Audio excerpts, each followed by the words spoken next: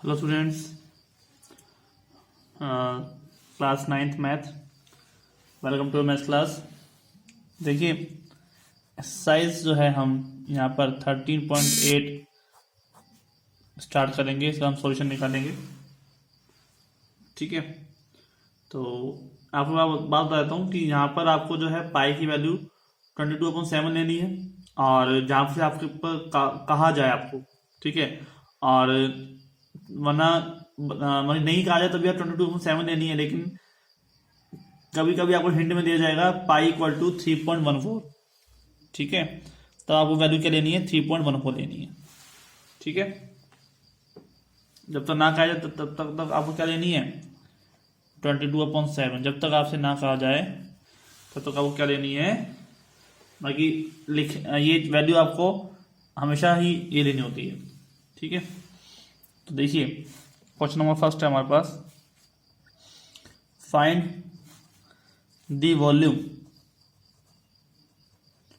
Of sphere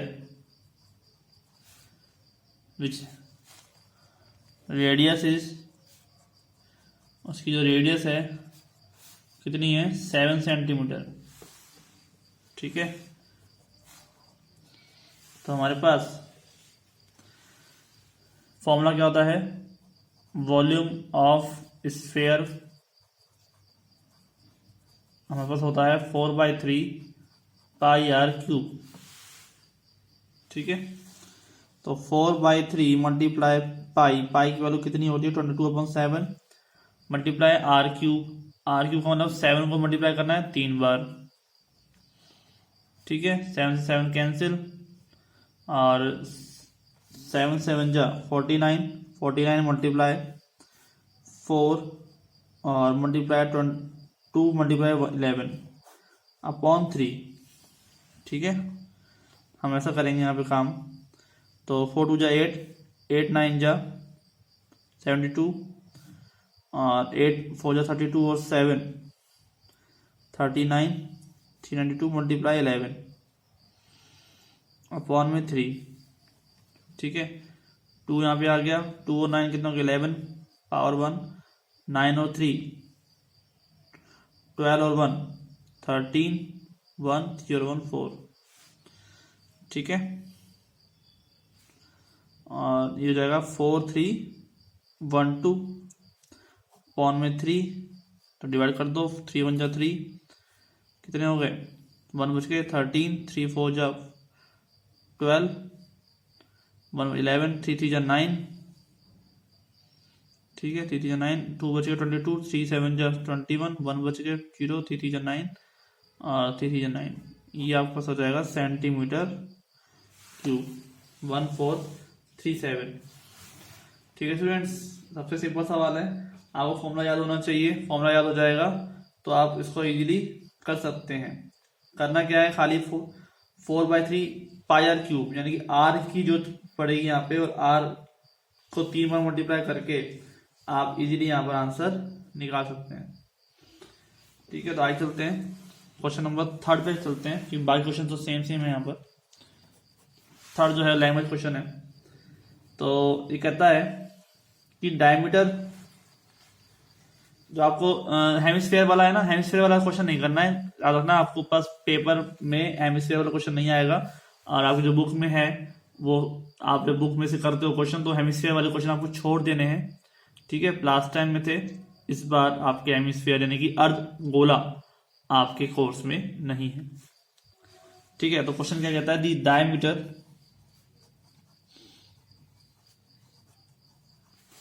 diameter of a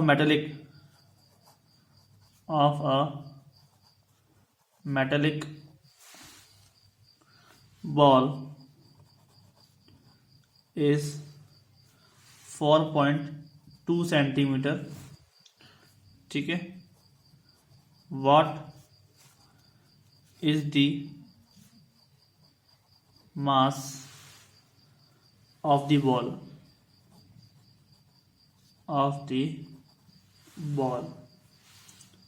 if the density of the metal, if the density of the metal is 8.9 centimetre cube. ठीक है,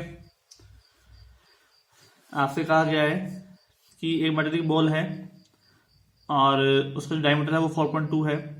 what is the mass of the ball, ball का मास क्या होगा। ठीक है, क्या चीज बोला है उसने कि बॉल का मास क्या होगा। जो density of the metal is, जो डेंसिटी है मेटल की वो कितनी है, 8.9 पर किलोग्राम पर सेंटीमीटर क्यूब है। यानी कि आपको क्या दे रखा है, आपको दे रखी है वॉल्यूम दे रखा है आपको। ठीक है, वॉल्यूम ऑलरेडी गिवन है, नहीं सॉरी वॉल्यूम आपको निकालना है। ठीक है, डेंसिटी दे रखी है तो डायमीटर दे रखा है तो रेडियस निकालें। डायमीटर हमें गिवन है, डायमीटर ऑफ द बॉल ये हमें गिवन है और ये आपके पास क्या है 4.2 सेंटीमीटर। तो रेडियस क्या हो जाएगी हमारे पास, रेडियस हो जाएगी 4.2 बाय 2 यानी कि हाफ 2.1 सेंटीमीटर। ठीक है, अब निकालते हैं volume, volume of the sphere का फॉर्मूला लगाते हैं। ध्यान से देखिए, वॉल्यूम ऑफ स्फीयर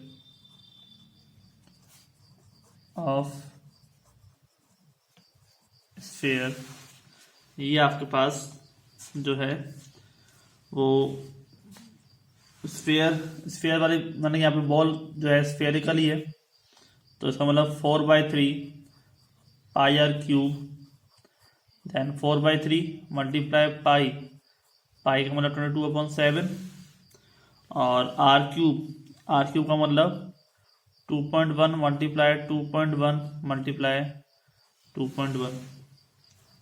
ठीक है, क्लियर। 4/3 मल्टीप्लाई 22/7 और ये आपके पास क्या हो गया, रेडियस हो गया। पॉइंट हटा दो, यहाँ पे लगा दो आप 10। ठीक है, 7 से ब्रेक कर दो, 7 1 जा 7, 7 3 जा 21। ठीक है, इस 3 से 3 को कैंसिल कर दो, कोई दिक्कत नहीं। और 2 2 जा 4 और 2 5 जा 10। ठीक है, अब ऊपर जो बाकी बचा हुआ है उसको कैलकुलेट करोगे तो मैं आपको लिख देता हूँ 38.80 सेंटीमीटर क्यूब, इतना क्या है इसका वॉल्यूम आएगा। ठीक है, ठीक है ना, ये हमारे पास वॉल्यूम निकल गया है किसी भी मेटेलिक बॉल का जो कैसी है, स्फेरिकल है। ठीक है, अब बात करते हैं हम डेंसिटी। तो डेंसिटी दे रखी है, डेंसिटी ऑफ द मेटल ये आपको गिवन है, कितना है 8.9 पर सेंटीमीटर क्यूब। क्लियर। तो हमारे पास मास ऑफ द बॉल कितना हो जाएगा, डेंसिटी का मतलब क्या होता है कि एक सेंटीमीटर क्यूब में 8.9 ग्राम, या लगाओ 8.9 हाँ ग्राम ही है। ठीक है, 8.9 ग्राम लग रहा है मेटल। ठीक है, जैसे एक पूरा कागज है, इस पूरे कागज में हम कहें कि एक हिस्से में, इसके एक हिस्से में कितना कागज लग रहा है, उस हिसाब से कितनी मोटाई का कागज है उस हिसाब से इस पूरे कागज का वजन निकाल लिया जाएगा मल्टीप्लाई करके। इसका अगर हम एरिया निकाल लें या इसका हम वॉल्यूम निकाल लें तो एक इकाई कागज के वजन को हम मल्टीप्लाई कर देंगे उससे, तो पूरे कागज का वजन निकल जाएगा। तो ये काम हम यहाँ पे करने वाले हैं। तो मास ऑफ द बॉल ये निकल जाएगा इससे, तो 38.80 को मल्टीप्लाई कर देते हैं हम 8.9 से।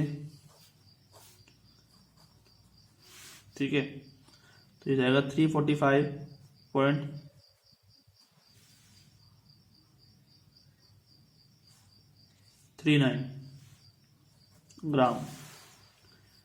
ठीक है, कोई दिक्कत नहीं, इजीली काम हो गया।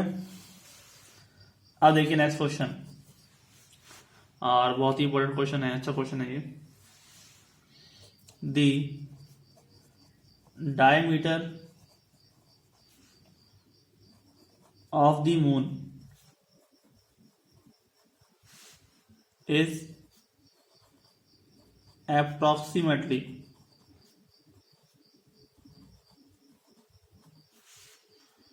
1/4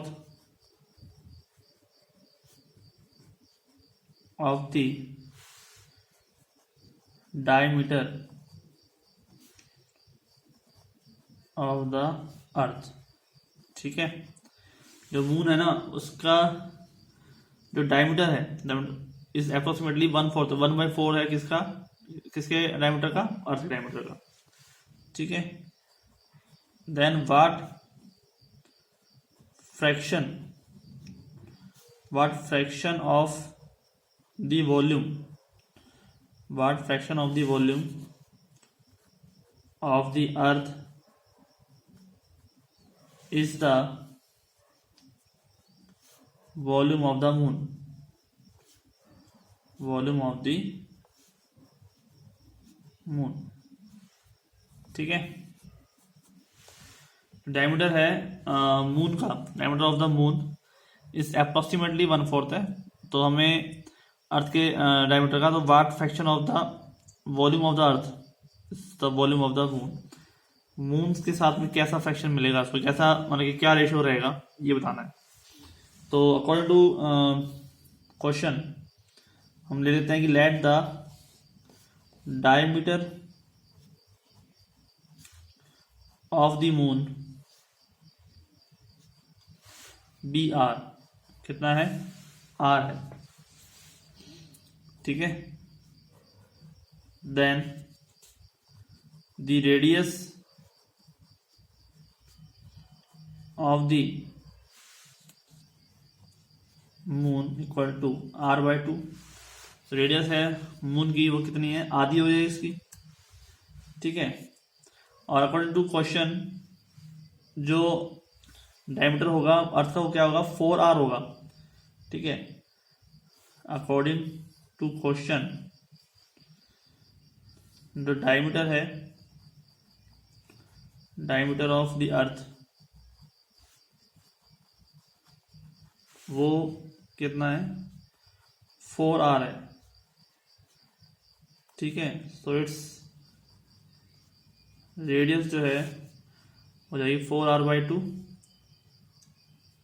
ठीक है ना, यानी इसकी डबल हो जाएगी, तो इसकी डबल नहीं, इसकी तो बहुत टाइम हमारी हो जाएगी भाई। 4r कर दोगे तो r/2 है, इसकी कितनी, डबल ऑफ r। तो अब देखिए वॉल्यूम निकालते हैं हम, V1 the volume of moon, दोनों का वॉल्यूम निकाल लेते हैं और फिर दोनों का रेशियो बता देंगे। ये तो काम करने वाले हैं। ठीक है, एक हम मान लेते हैं कि V1 जो है वॉल्यूम ऑफ मून है और V2 जो वॉल्यूम ऑफ क्या है अर्थ है, दोनों का वॉल्यूम निकाल लो और फिर इसका क्या कर दो, रेशियो बना दो। R हमें दे नहीं रखा तो ये R की टर्म में आ जाएगा मान। ठीक है, तो जाएगा 4/3 पाई r³ r³ का मतलब r/2 का क्यूब।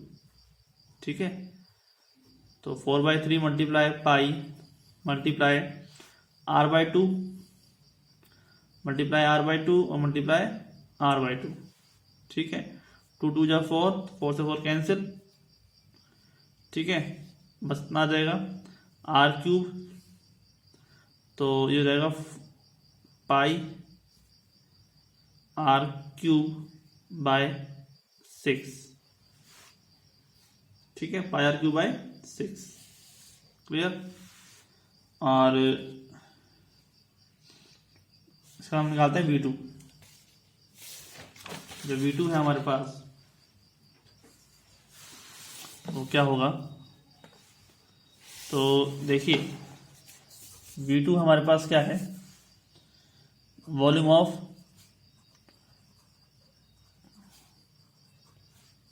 अर्थ, और ये जाएगा 4/3 पाई r³ r की जगह पर क्या है 2r, क्योंकि इसकी जो रेडियस है वो डबल है, हमें निकाली थी ना अभी। ठीक है भाई, हमने निकाला था कि r/2 जो रेडियस है वो किसकी है, मून की। तो ये जो होता है डायमीटर 4 टाइम होता है तो 4 से मल्टीप्लाई कर देता हूँ मैं, 4r/2, 2 से 2 कैंसिल हुआ तो कितना आ गया 2r। तो r/2 रेडियस तो किसकी हो गई, मून की, और 2r किसकी हो गई, अर्थ की। ठीक है, तो सॉल्व कर लेते हैं। 4/3 पाई मल्टीप्लाइड 2 मल्टीप्लाइड 2 यानी कि 2r multiplied 2r multiplied 2r। ठीक है, तो यहाँ पे तो कोई कैंसिल होगा नहीं, खाली मल्टीप्लाई हो जाएगा। तो 2 की पावर क्यूब क्या होता है, 8 होता है। तो 4 पाई मल्टीप्लाई 8r³/3। ठीक है, तो इसको आप क्या मान लो सेकंड, और इससे पहले वाला जो हमने निकाला था उसको आप मान लो फर्स्ट। ठीक है, तो हम क्या मान लेता हूँ, इसको मान लेता हूँ मैं फर्स्ट। तो देखिए अब बाय फर्स्ट है सेकंड, फर्स्ट क्या है, πr³/6। ठीक है, तो by first and second relation निकाल रहा हूँ मैं। ठीक है, v1/v2 कर रहा हूँ। तो फर्स्ट वाला तो है πr³/6 और सेकंड वाला क्या है 4π8r³/3। तो ऊपर की जा रहा हूँ, πr³/6 मल्टीप्लाई 3/4π8r³। r³ सबसे पहले r³ कैंसिल, पाई से पाई कैंसिल, और 3 2 जा 6, तो 4 2 जा 8, 8 8 64, कितना आया 1/64। ठीक है, v1/v2 कितना आया 1/64 आया। ठीक है, तो चाहे निकाल लो कि v1 बराबर 1/64 मल्टीप्लाई v2 वहाँ मल्टीप्लाई हो जाएगा। ठीक है, ऐसे निकाल लो, एक ही बात है, कोई दिक्कत नहीं है। ठीक है, इसका मतलब क्या हुआ, the volume of the moon, जो वॉल्यूम ऑफ द मून है is 1/64 of the volume of the earth. Volume of the अर्थ, ठीक है, वॉल्यूम ऑफ द मून है ना, वो 1/64 है वॉल्यूम ऑफ द अर्थ की। ठीक है, कोई दिक्कत नहीं, इजीली काम हो गया। तो स्टूडेंट्स मिलते हैं फिर नेक्स्ट लेक्चर में। अभी इसके जो क्वेश्चन बाकी हैं वो क्वेश्चन हम यहाँ पे कंप्लीट करेंगे, और उसके बाद जो आपका चैप्टर भी कंप्लीट हो जाएगा 13 चैप्टर, फिर हम नया चैप्टर स्टार्ट करेंगे। ठीक है, तो मिलते हैं नेक्स्ट लेक्चर में। आज के लिए इतना ही। Thank you and have a good day.